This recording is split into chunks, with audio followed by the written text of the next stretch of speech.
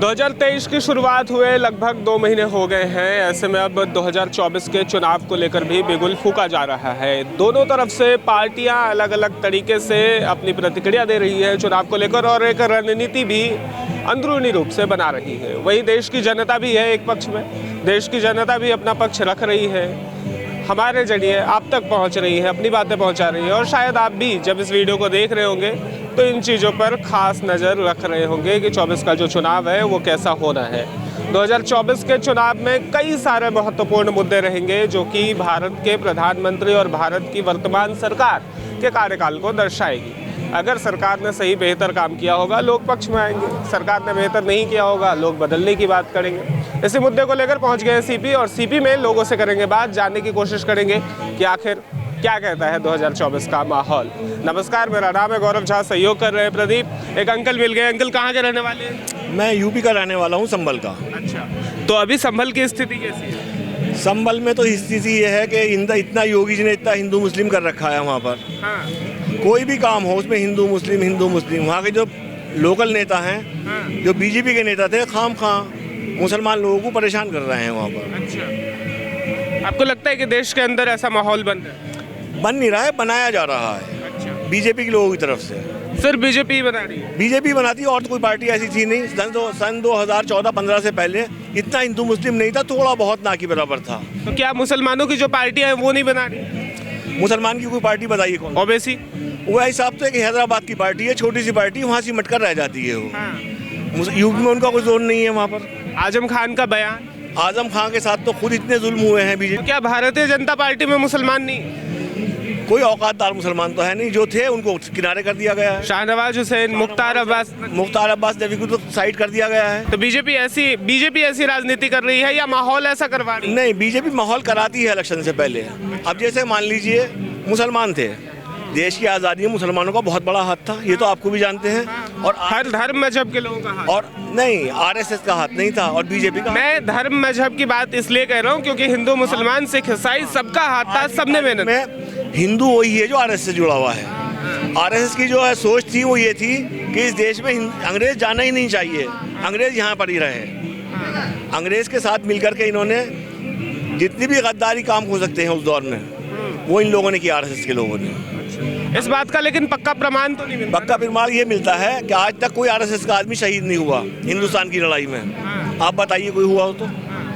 और ना ही इन लोगों ने देश की आज़ादी में ज़रा सा भी सपोर्ट किया हो किसी भी मज़हब को। सरदारों को नहीं किया, मुसलमानों को नहीं किया, ईसाइयों को नहीं किया, किसी को सपोर्ट नहीं किया।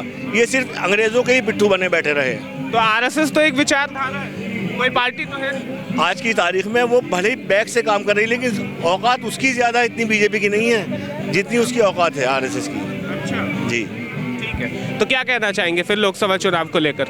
लोकसभा चुनाव में जब तक हमारे हिंदू भाई नहीं समझने के देश इतना पीछे कर दिया है मोदी जी ने कि इस देश को कम से कम 50 साल चाहिए। जो कांग्रेस ने बनाया था आज तक वो मोदी जी ने सब बेच दिया है। ट्रेन बेच दी है, रेल बेच दी है, LIC बेच दी है, और जो भी संस्थाएं कामयाब थी सबको ख़त्म कर दिया गया है। बेचकर किसी विदेशी को तो नहीं दिया ना? अब ये कुछ टाइम के बाद अडानी जी जो हैं, जैसे चौकसी भाग गया, मोदी भाग गया, अब कुछ दिनों बाद ये अडानी भी भाग जाएगा और देश का पैसा डूब जाएगा और देश बहुत पीछे आ जाएगा।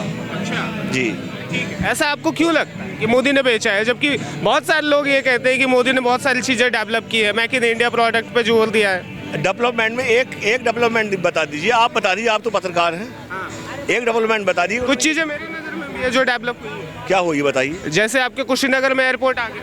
एयरपोर्ट बनना चालू हो गया क्या, आपको पता है? वो मुझे तो घास खड़ी है उसके अंदर, सिर्फ वहाँ जो है वो फीता काट के मोदी जी घर आ गए हैं और वहाँ पे अभी तक एक ईंट नहीं लगी है। देश के कई राज्यों में एम्स बनाए जा रहे हैं। बनाए नहीं जा रहे हैं, सिर्फ फीते काटे गए हैं, अभी तक वहाँ कोई निर्माण का काम नहीं हुआ है। तो क्या राहुल गांधी के अलावा कांग्रेस में कोई ऐसा व्यक्ति है जो राहुल गांधी की तरह ही बेहतर हो? अनेक काफ़ी हैं, कन्हैया कुमार आए हैं अब, और जो पुराने नेता हैं खड़गे जी हैं, और जी काफ़ी लोग जो जुड़े हैं, इमरान प्रतापगढ़ी जुड़े हैं, बहुत अच्छे आदमी, बहुत अच्छे वक्ता हैं वो उनसे उम्मीदें हैं मुझे कि देश को पलटेंगे एक दिन।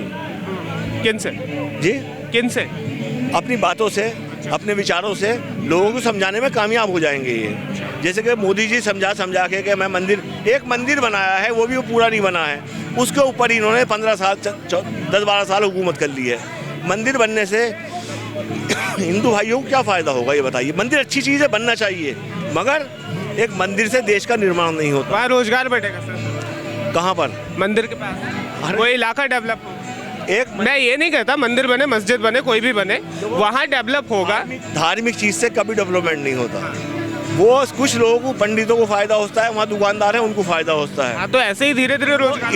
इतने बड़े देश के अंदर इतनी छोटी बात करेंगे आप? अब नहीं, बात ये भी है ना कि अब उस जगह को देखने के लिए लाखों लोग जाएंगे। लाखों लोग जब जाएंगे तो सरकार को राजस्व का फायदा होगा। इससे बड़ी बड़ी चीज़ें हिंदुस्तान में और भी हैं। ताजमहल से कितना बड़ा फायदा है, लेकिन उसका भी इस्तेमाल सरकार सही करके नहीं करती। आपसे एक दो सवाल और। सवाल ये है कि ट्रिपल तलाक, धारा 370 और 35 है, इन मुद्दों को आप कैसे? देखिए, 370 की बात रही, और प्रदेशों में भी 370 है अभी, वहाँ पर कोई भी जाकर ज़मीन नहीं खरीद सकता। कश्मीर को जो टारगेट किया गया है सिर्फ मुसलमान होने की वजह से टारगेट किया गया है, और कोई वजह नहीं है। मुसलमानों को जितना ही लोग परेशान करेंगे, हिंदू इतने ज़्यादा इनके साथ आएंगे। इनकी समझ में ये बात आ रही है, और ऐसा भी हो भी रहा है, लेकिन हिंदू भाई एक दिन समझेंगे ज़रूर। तो ऐसा क्यों हुआ? कश्मीर का जो दंगा रहा उसका भी तो कुछ ना कुछ तो कारण रहा ना सर। वहाँ हिंदुओं को तो तबाह किया गया। नहीं, तबाह किया गया, आपकी बात सही है, लेकिन इन लोगों को आज तक, इन्हें 12-13 साल हो जाएंगे प्रधानमंत्री बने हुए, पाकिस्तान के ऊपर लगाम नहीं लगाई गई इनसे। वहाँ जो भी हिंदुस्तान का कोई आदमी परेशान नहीं करता है। वहाँ जो पाकिस्तान के लोग आते हैं वो आतंकवाद फैलाते हैं, उनको रोकने में सरकार भी फल रही है। ठीक है, आपको भी लगता है भैया 2024 का मुद्दा जो है वो हिंदू मुस्लिम ट्रम्प कार्ड पर खेलेगा? नहीं, वैसा मसला नहीं है कोई भी। देखो, मोदी जी आए, मोदी जी तो यहाँ पे आए, मैं भी मानता हूँ मोदी जी आए, अच्छी बात है, लेकिन दिन ब दिन तो महंगी बढ़ती ही जा रही है। मानो कि उसको हिंदू का भी सोच रहे हैं, मुस्लिमों का भी सोच रहे हैं। जैसे मानो कि हिंदू भाई को वो सेटिस्फाई करता है किसी जगह, मानो कि नौकरियाँ देता है, वो देता है, ये देता है, बट मुस्लिमों को तो कुछ नहीं मिलता है, बेरोजगारी मिलती है और कुछ भी नहीं मिलती है वहाँ पे। मैं भी कश्मीरी एक हूँ, मगर कौन सी महंगा। मैं आपकी इस बात से इत्तेफाक नहीं रखता, इसलिए नहीं रखता क्योंकि मुझे लगता है कि देश में अगर अल्पसंख्यक में सबसे ज़्यादा किसी मजहब को फ़ायदा होता है तो मुसलमान का मजहब है। सिख, ईसाई, मैं बता रहा हूँ। देखिए, मैं कोई ऐसा व्यक्ति नहीं हूँ, मैं धार्मिक दृष्टिकोण से नहीं जाऊँगा, मैं क्या हूँ मुझे नहीं पता, मेरे हाथ में माइक है, मैं पत्रकार हूँ, ठीक है।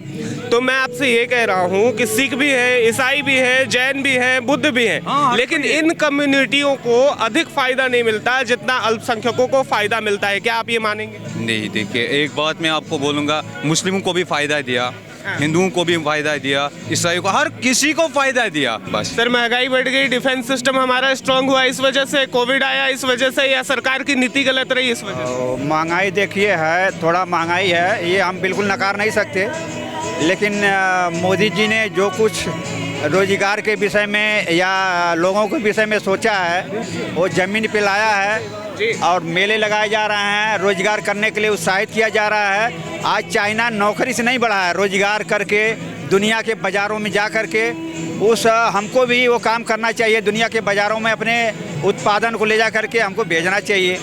और मैंने खुद अपने ऊपर कहता हूँ, मैंने मजदूरी भी किया है, मैंने किसानी भी किया है, पढ़ता था तो किसानी और पढ़ाई दोनों करता था, दिल्ली आकर मजदूरी भी किया, और आज मैं व्यवसायी भी बन गया।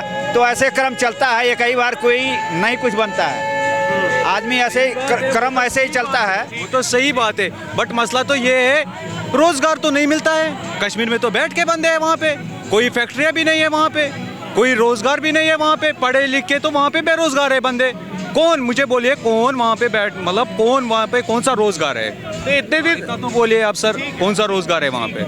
मैं आपसे एक सवाल पूछता हूँ, इतने दिन कश्मीर में किसकी सरकार? हाँ, हम तो थे पहले से। मैं आपसे जी, किनकी सरकार? ये मोदी जी के ऊपर वो नहीं देखिए, जाता है। मोदी जी को, ये महबूबा को कहिए, जो कश्मीर में ज़्यादा, महबूबा को कहिए, वो कौन थे, शरीफ साहब थे, उनको कहिए, जो के अब्दुल्ला को कहिए, जो वहाँ की जो योजना, वहाँ तो नहीं जाना है, वहाँ तो नहीं जाना है। हम बोलते हैं मोदी जी है तो सब कुछ है, वो तो सही बात है, बट मसला तो ये है, कश्मीर का तो नहीं सोच रहे हैं मोदी जी। मुफ्ती को, महबूबा को, और उसको भी आपको कहना चाहिए कि उसने खराब किया हमारे कश्मीर को। ठीक है, ये भी कहिए, आप जरूर कहिए। चूंकि आप कश्मीर से हैं तो ये जानना भी जरूरी है। धारा 370 जो हटा, उसका फायदा कश्मीरियों को मिल रहा है। देखो बात तो सही है, उसने हटा दिया, नो प्रॉब्लम, चलो फायदा भी हुआ। उसने कुछ माने कि काम तो उसने बहुत कुछ किया, बहुत अच्छा काम भी किया, बट मैं तो ये नहीं बोलूँगा कि उसने नहीं काम किया। हाँ, काम भी किया उसने, ठीक ठाक काम किया। मोदी है तो सब कुछ मुमकिन है, बट मसला तो ये है महंगाई भी हो गई,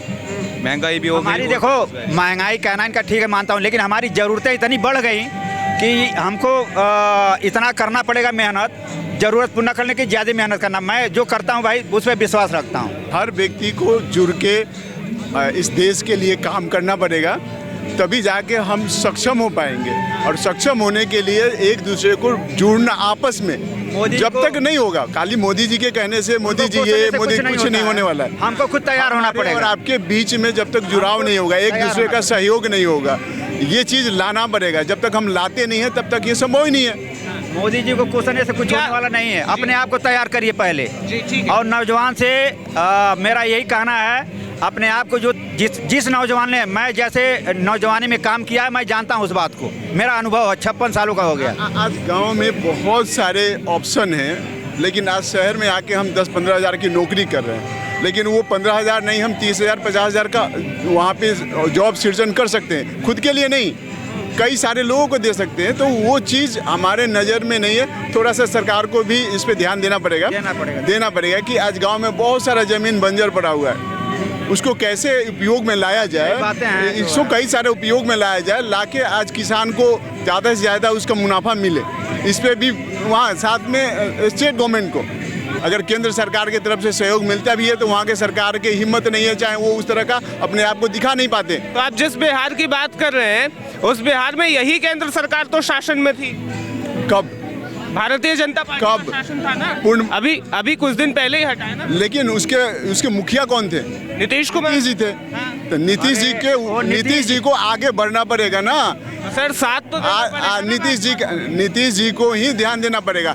अगर मैं उनको सपोर्ट कर रहा हूँ तो मैं बोल सकता हूँ, बोलने के बाद यूटिलाइज करना तो नीतीश जी का काम है। सर, अगर नीतीश गलत थे तो भारतीय जनता पार्टी क्यों रही 17 साल? ये मैं नहीं करूँ गलत, लेकिन ये उनको सोचना चाहिए कि जब झारखंड आउट हुआ तो सारे खनिज तो चले गए झारखंड के पास। बिहार के पास क्या रहे थे? चीनी मिल रह गए थे। और आज वो सारा चीनी मिल बंद पड़ा है, जिसकी वजह से आज वहाँ से सारे लोग पलायन करके आ गए। जब तक स्टेट गवर्नमेंट को दिखाई नहीं देगा विकास के लिए, केंद्र सरकार कैसे हेल्प करेगी? वो तो मांगना पड़ेगा, छीनना पड़ता है, छीन के लेना पड़ेगा। ठीक है। तो स्टेट गवर्नमेंट तो यही केंद्र सरकार और इससे पहले वाली सरकार से भी विशेष राज्य का दर्जा मांग रही थी, मिला क्या?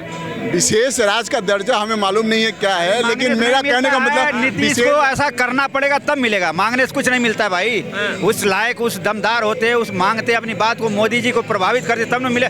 मोदी से लड़ के थोड़ी मिलेगा ये। मोदी को हमेशा मोदी को ऐसे करेंगे थोड़ी मिलेगा। ठीक है। तो यहाँ हमारी लोगों से बात हो रही थी। लोगों से बात करने के दौरान हमने चीज़ों को समझने की कोशिश की कि आखिर मुद्दा क्या हो सकता है। मुद्दा वही हो सकता है शिक्षा, स्वास्थ्य, रोजगार। इसके अलावा कुछ मामले में लोग खुश भी दिख रहे हैं। कुछ मामले वो क्या हैं? देश की इंटरनल सिक्योरिटी की बात हो तो, देश का डिफेंस सिस्टम स्ट्रांग हो रहा हो तो, पाकिस्तान और चाइना जैसी कंट्री को आंख दिखाने की बात आ रही हो तो इसमें लोग खुश हैं, लोग समर्थन कर रहे हैं सरकार का। बाकी देखते रहिएगा, ऐसी तमाम वीडियोज हम आप तक पहुंचाते रहेंगे। दंगल शुरू हो चुका है, रुकेगा नहीं। आपका अपना चैनल है भैया जी का चैनल।